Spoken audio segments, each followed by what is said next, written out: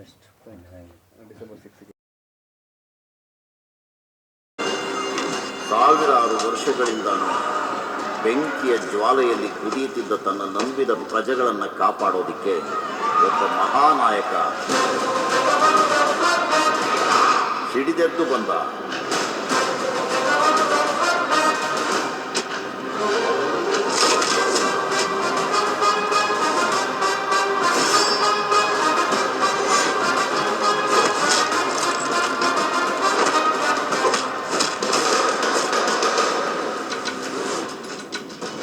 ಕಾಯ್ದೆ ಅಡಿಯಲ್ಲಿ ಸರ್ಕಾರ ಕೊಟ್ಟಿರೋ ಭೂಮಿನ ಇಲ್ಲಿನ ಬಡವರಿಗೆ ನೀವು ಸರಿಯಾಗಿ ತಲುಪಿಸಿಲ್ಲ ಅಂದ್ರೆ ಇದಕ್ಕೆಲ್ಲ ಯಾರು ಹೊಣೆ ಆಗಾದ್ರೆ?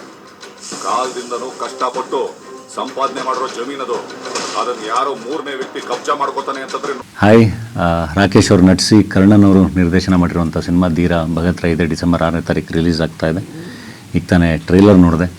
ಸೋಷಿಯಲ್ ಜಸ್ಟಿಸ್ನ ಇಟ್ಕೊಂಡು ಮಾಡಿರುವಂಥ ಸಿನಿಮಾ. ಇಡೀ ತಂಡಕ್ಕೆ ಒಳ್ಳೆಯದಾಗಲಿ, ಸಿನಿಮಾ ದೊಡ್ಡ ಯಶಸ್ಸು ಕಾಣಲಿ.